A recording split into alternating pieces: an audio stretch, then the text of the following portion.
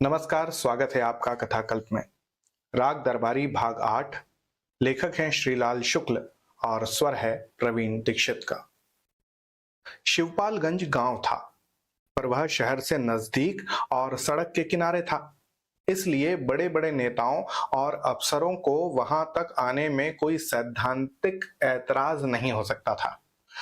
कुओं के अलावा वहां कुछ हैंडपंप भी लगे थे, इसलिए बाहर से आने वाले बड़े लोग प्यास लगने पर अपने जान को खतरे में डाले बिना वहां का पानी पी सकते थे। खाने का भी सुविधा था।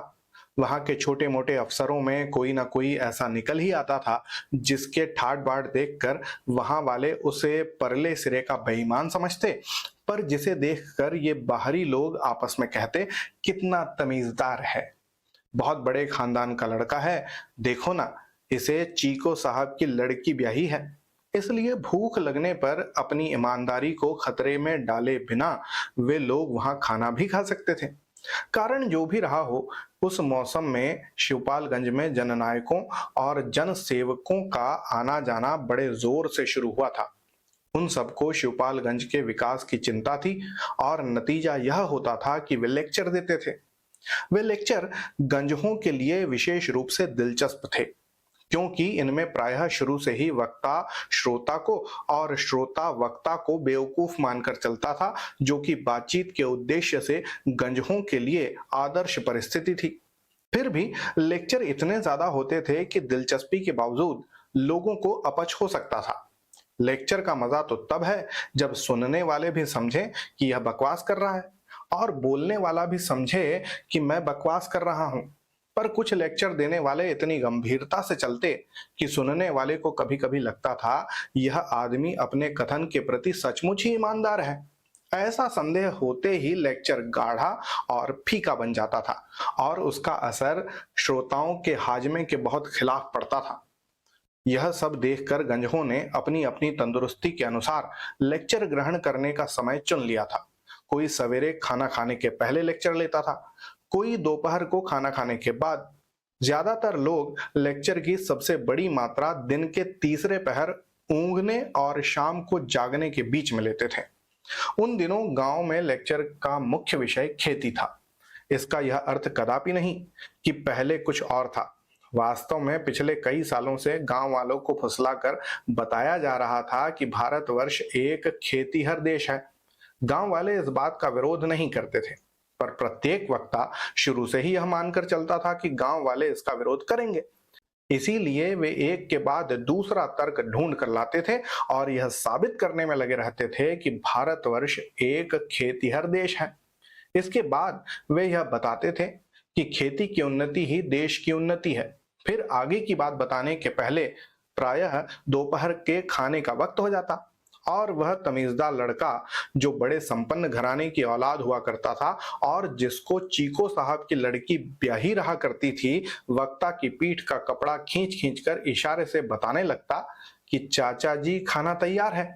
कभी कभी कुछ वक्तागण आगे की बात भी बता ले जाते थे और मालूम होता था कि उनकी आगे की और पीछे की बात में कोई फर्क नहीं था, क्योंकि घूम फिरकर बात यही रहती थी कि भारत एक खेतीहर देश है।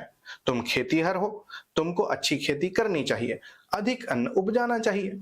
प्रत्येक वक्ता इसी संदेह में गिरफ्तार रहता था कि काश्तकार अधिक अन्न नहीं पैदा करना चाहते। लेक्चरों की कमी विज्ञापनों से पूरी की जाती थी और एक तरह से शिवपालगंज में दीवारों पर चिपके या लिखे हुए विज्ञापन वहां की समस्याओं और उनके समाधानों का सच्चा परिचय देते थे। मिसाल के लिए समस्या थी कि भारत एक खेतीहर देश है और किसान बदमाशी के कारण अधिक अन्न नहीं उपजाते। इसका समाधान यह था कि किसानों के आगे लेक्चर दिया जाए और उन्हें अच्छी अच्छी तस्वीरें दिखाई जाए। उनके द्वारा उन्हें बताया जाए कि तुम अगर अपने लिए अन्न नहीं पैदा करना चाहते तो देश के लिए करो। इसी से जगह जगह पोस्टर चिपके हुए थे जो काश्तकारों से देश के लिए अधिक अन्न पैदा कराना चाहते थे।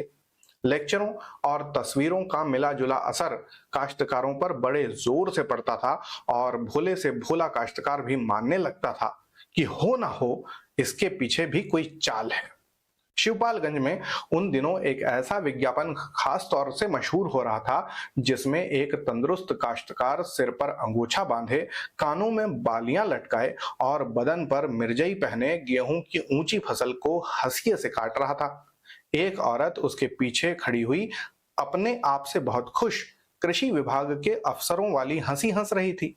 नीचे और ऊपर अंग्रेजी और हिंदी अक्षरों में लिखा था, अधिक अन्न उपजाओ।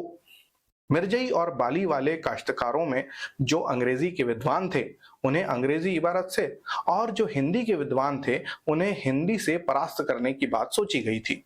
और जो दो में से एक भी भाषा नहीं जानते थे वे भी कम से कम आदमी और औरत को तो पहचानते ही थे। उनसे आशा की जाती थी कि आदमी के पीछे हंसती हुई औरत की तस्वीर देखते ही वे उसकी ओर पीठ फेर कर दीवानों की तरह अधिक अन्न उपजाना शुरू कर दें। यह तस्वीर शिवपालगंज में आजकल कई जगह चर्चा का विषय बनी थी, क्योंकि यहाँ वालों की निगाह में तस्वीर वाले आदमी की शक्ल कुछ कुछ बद्री पहलवान से मिलती थी। औरत की शक्ल के बारे में गहरा मतभेद था। वह गांव की देहाती लड़कियों में से किसकी थी यह अभी तय नहीं हो पाया था।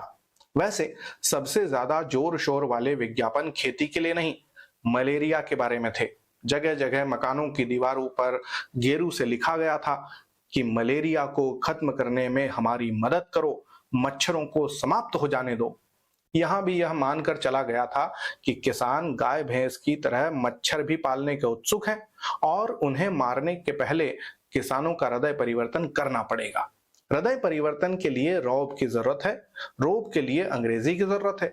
इस भारतीय तर्क पद्धति के हिसाब से मच्छर मारने और मलेरिया उन्मूलन में सहायता करने की सभी अपीलें प्रायः अंग्रेजी में लिखी गई थी। इसीलिए प्रायः सभी लोगों ने इनको कविता के रूप में नहीं, चित्रकला के रूप में स्वीकार किया था और गेरू से दीवार रंगने वालों को मनमानी अंग्रेजी लिखने की छूट दे दी थी। दीवारें रंगती जाती थीं, मच्छर मरते जाते थे, कुत्ते भौंका करते थे, लोग अपनी राह चलते रहते थे। एक विज्ञापन भोले भाले ढंग से बताता था कि हमें पैसा बचाना चाहिए। पैसा बचाने की बात गांव वालों को उनके पूर्वज मरने के पहले ही बता गए थे और लगभग प्रत्येक आदमी को अच्छी तरह मालूम थी। इसमें सिर्फ इतनी नवीनता थी कि यहां भी देश का जिक्र था। कहीं कहीं इशारा किया गया था कि अगर तुम अपने लिए पैसा नहीं बचा सकते तो देश के लिए बचाओ। बात बहुत ठीक थी, क्योंकि सेठ साहूकार, बड़े बड़े ओहदेदार, वकील, डॉक्टर, ये सब तो अपने लिए पैसा बचा ही रहे थे। इसलिए छोटे छोटे किसानों को देश के लिए पैसा बचाने में क्या इतराज हो सकता था। सभी इस बात से सैद्धांतिक रूप से सहमत थे कि पैसा बचाना चाहिए। पैसा बचाकर किस तरह कहां जमा किया जाएगा वे बातें भी विज्ञापनों और लेक्चरों में साफ तौर से बताई गई थी और लोगों को उनसे भी कोई आपत्ति न थी। सिर्फ लोगों को यही नहीं बताया गया था कि कुछ बचाने के लिए तुम्हारी मेहनत के एवज में तुम्हें कितना पैसा मिलना चाहिए। पैसे की बचत का सवाल आमदनी और खर्च से जुड़ा हुआ है। इस छोटी सी बात को छोड़कर बाकी सभी बातों पर इन विज्ञापनों में विचार कर लिया गया था और लोगों ने इनको इस भाव से स्वीकार कर लिया था कि ये बेचारे दीवार पर चुपचाप चिपके हुए हैं, न दाना मांगते हैं, न चारा, न कुछ लेते हैं, न कुछ देते हैं। चलो इन तस्वीरों को छेड़ो नहीं। पर रंगनाथ को जिन विज्ञापनों ने अपनी ओर खींचा वे पब्लिक सेक्टर के विज्ञापन न थे, प्राइवेट सेक्टर की देन थे। उनसे प्रकट होने वाली बातें कुछ इस प्रकार थीं। उस क्षेत्र में सबसे ज्यादा व्यापक रोग दाद है। एक ऐसी दवा है जिसको दाद पर लगाया जाए तो उसे जड़ से आराम पहुंचता है। मुंह से खाया जाए तो खांसी जुकाम दूर होता है। बताशे में डालकर पानी से निगल लिया जाए तो हैजे में भी लाभ पहुंचता है। ऐसी दवा दुनिया में कहीं नहीं पाई जाती। उसके आविष्कारक अब भी जिंदा हैं। यह विलायत वालों की शरारत है कि उन्हें आज तक नोबेल पुरस्कार नहीं मिला है। इस देश में और भी बड़े बड़े डॉक्टर हैं जिनको नोबेल पुरस्कार नहीं मिला है। एक कस्बा जहानाबाद में रहते हैं और चूंकि वहां बिजली आ चुकी है इसलिए वे नामर्दी का इलाज बिजली से करते हैं। अब नामर्दों को परेशान होने की जरूरत नहीं है। एक दूसरे डॉक्टर जो कम से कम भारतवर्ष भर में तो मशहूर हैं ही, बिना ऑपरेशन के अंड वृद्धि का इलाज करते हैं। और यह बात शिवपालगंज में किसी भी दीवार पर तारकोल के हरूफ में लिखी गई पाई जा सकती है। वैसे बहुत से विज्ञापन बच्चों में सूखा रोग, आंखों की बीमारी और पेचिश आदि से भी संबद्ध हैं, पर असली रोग संख्या में कुल 3 ही हैं: दाद, अंडवृद्धि और नामर्दी। और इनके इलाज की तरकीब शिवपालगंज के लड़के अक्षर ज्ञान पा लेने के बाद ही दीवारों पर अंकित लेखों के सहारे जानना शुरू कर देते हैं। विज्ञापनों की इस भीड़ में वैद्य जी का विज्ञापन नवयुवकों के लिए आशा का संदेश अपना अलग व्यक्तित्व रखता था। वह दीवारों पर लिखे नामर्दी का बिजली से इलाज जैसे अश्लील लेखों के मुकाबले में नहीं आता था। वह छोटे छोटे नुक्कड़ों और दुकानों और सरकारी इमारतों पर जिनके पास पेशाब करना और जिन पर विज्ञापन चिपकाना मना था, टीन की खूबसूरत तख्तियों पर लाल हरे अक्षरों में लिख प्रकट होता था और सिर्फ इतना कहता था: नवयुवकों के लिए आशा का संदेश। नीचे वैद्य जी का नाम था और उनसे मिलने की सलाह थी। एक दिन रंगनाथ ने देखा रोगों की चिकित्सा में एक नया आयाम जुड़ रहा है। सवेरे से ही कुछ लोग एक दीवार पर बड़े बड़े अक्षरों में लिख रहे हैं: बवासीर। शिवपालगंज की उन्नति का लक्षण था। बवासीर के 4 आदमकद अक्षर चिल्ला कर कह रहे थे कि यहाँ पेचिश का युग समाप्त हो रहा है।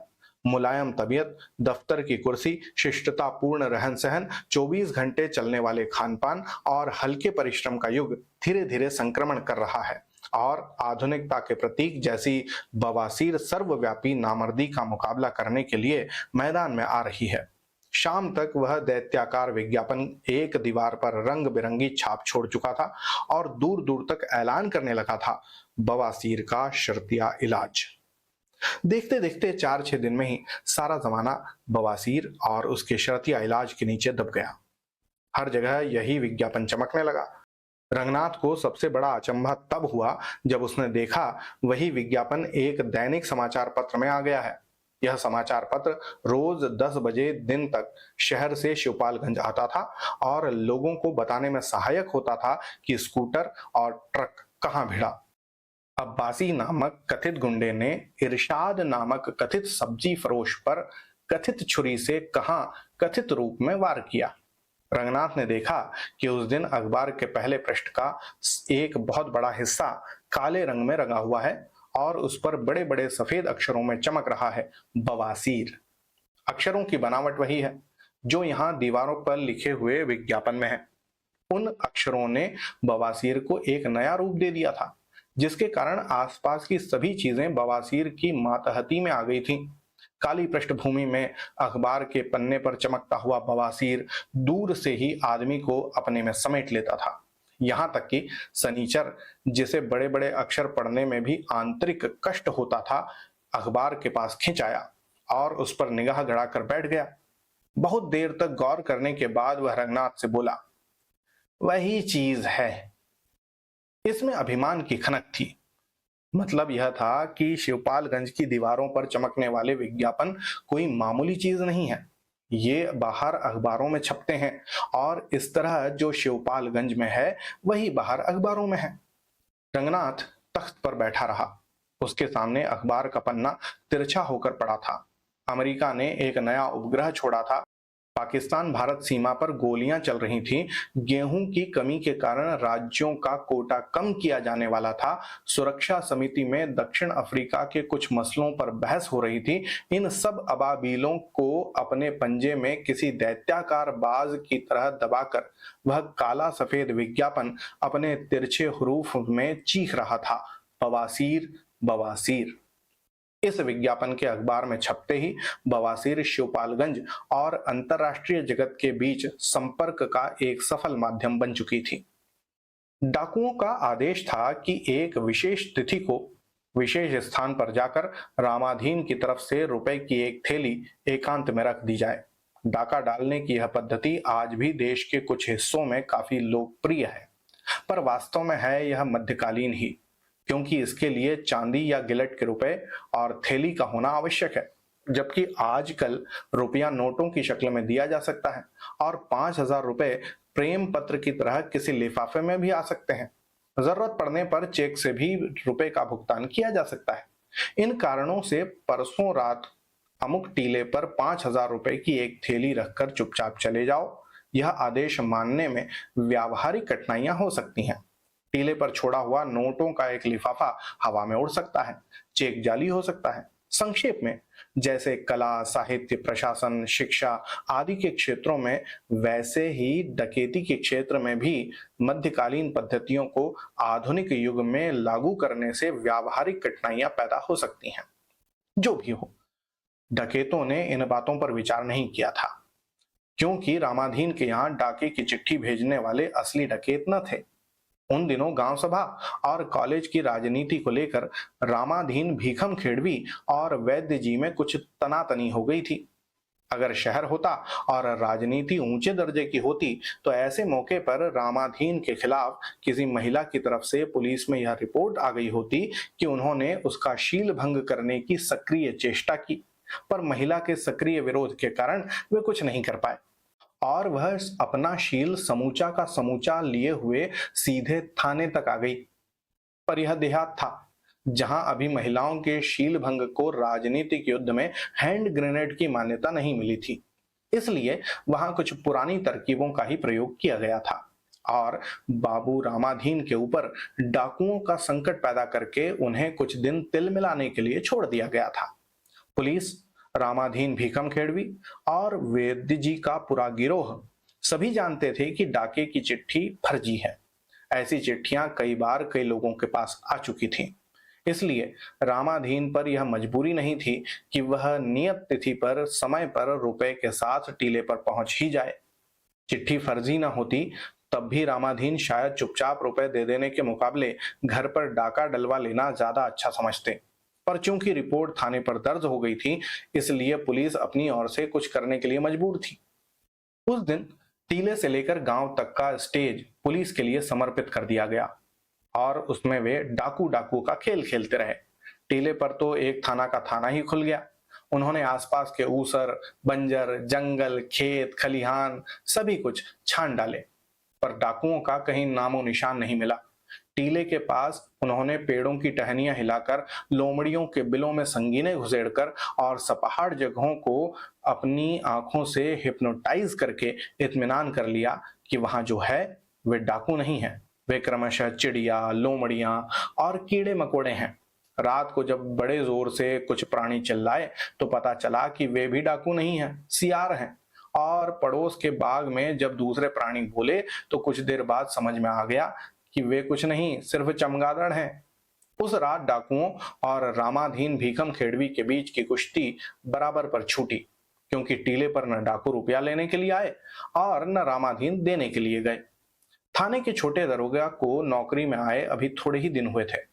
टीले पर डाकुओं को पकड़ने का काम उन्हें ही सौंपा गया था, पर सब कुछ करने पर भी वे अपनी मां को भेजी जाने वाली चिट्ठियों की अगली किस्त में यह लिखने लायक नहीं हुए थे कि मां, डाकुओं ने मशीन गन तक का इस्तेमाल किया, पर इस भयंकर गोलीकांड में भी तेरे आशीर्वाद से तेरे बेटे का बाल तक बांका नहीं हुआ।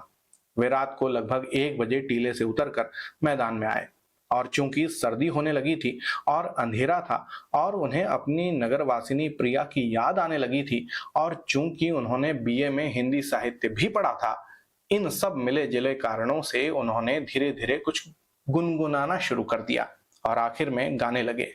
हाय मेरा दिल, हाय मेरा दिल, तीतर के दो आगे तीतर, तीतर के दो पीछे तीतर वाली कहावत को चरितार्थ करते उनके आगे भी 2 सिपाही थे और पीछे भी। दरोगा जी गाते रहे और सिपाही सोचते रहे कि कोई बात नहीं, कुछ दिनों में ठीक हो जाएंगे। मैदान पार करते करते दरोगा जी का गाना कुछ बुलंदी पर चढ़ गया और साबित करने लगा कि जो बात इतनी बेवकूफी की है कि कहीं नहीं जा सकती, वह बड़े मजे से गाई जा सकती है। सड़क पास आ गई थी। वहीं एक गड्ढे से अचानक आवाज आई, करफोन है सरफाला। दरोगा जी का हाथ अपने रिवॉल्वर पर चला गया। सिपाहियों ने ठिठक कर राइफलें संभाली।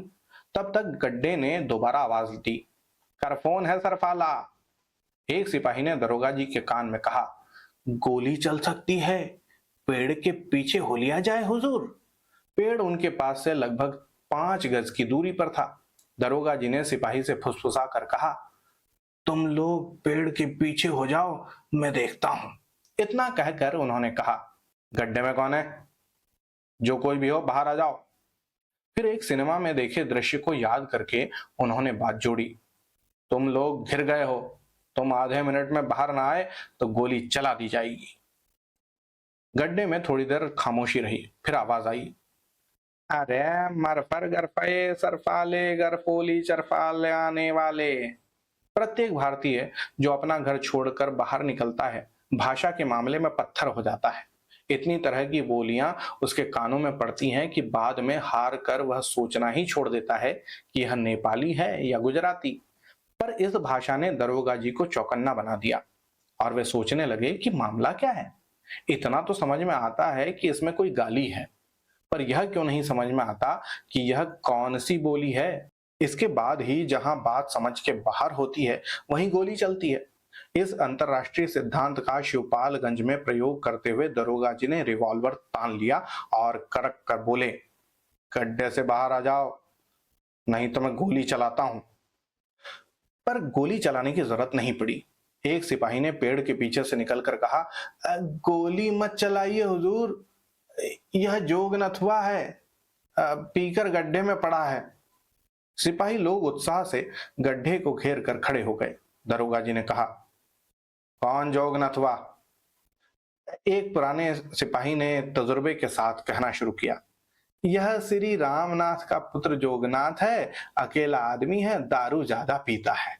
लोगों ने जोगनाथ को उठाकर उसके पैरों पर खड़ा किया, पर जो खुद अपने पैरों पर खड़ा नहीं होना चाहता उसे दूसरे कहां तक खड़ा करते रहेंगे।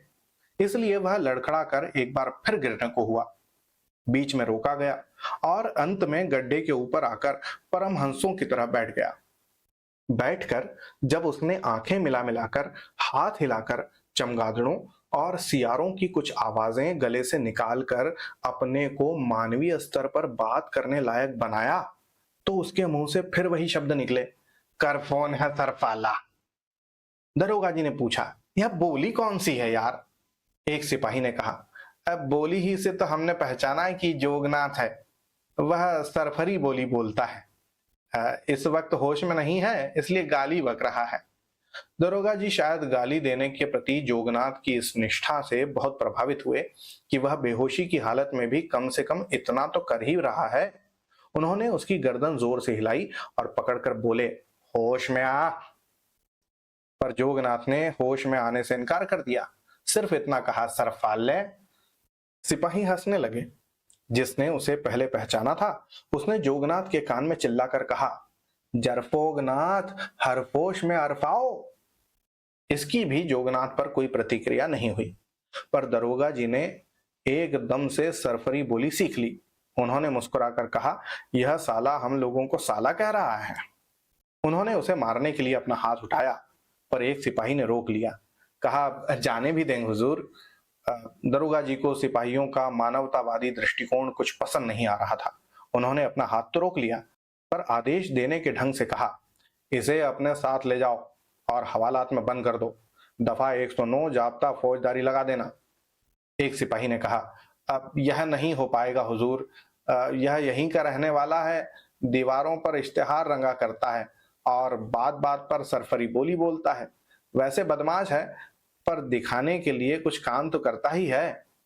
वे लोग जोगनाथ को उठाकर उसे अपने पैरों पर चलने के लिए मजबूर करते हुए सड़क की ओर बढ़ने लगे। दरोगा जी ने कहा, शायद पीकर गाली बक रहा है, किसी ना किसी जुर्म की दफा निकल आएगी। अभी चलकर इसे बंद कर दो, कल चालान कर दिया जाएगा। उस सिपाही ने कहा, हुजूर, बेमतलब झंझट में पड़ने से क्या फायदा? अभी गांव चलकर इसे इसके घर में ढकेल आएंगे। इसे हवालात कैसे भेजा जा सकता है? वैद्य जी का आदमी है। दारोगा जी नौकरी में नए थे, पर सिपाहियों का मानवतावादी दृष्टिकोण अब वे एकदम समझ गए। वे कुछ नहीं बोले। सिपाहियों से थोड़ा पीछे हटकर वे फिर अंधेरे, हल्की ठंडक, नगरवासिनी प्रिया और हाय मेरा दिल से संतोष खींचने की कोशिश करने लगे। तो ये था भाग 8। होगी अगले भाग में फिर मुलाकात। तब तक के लिए धन्यवाद और जय हिंद।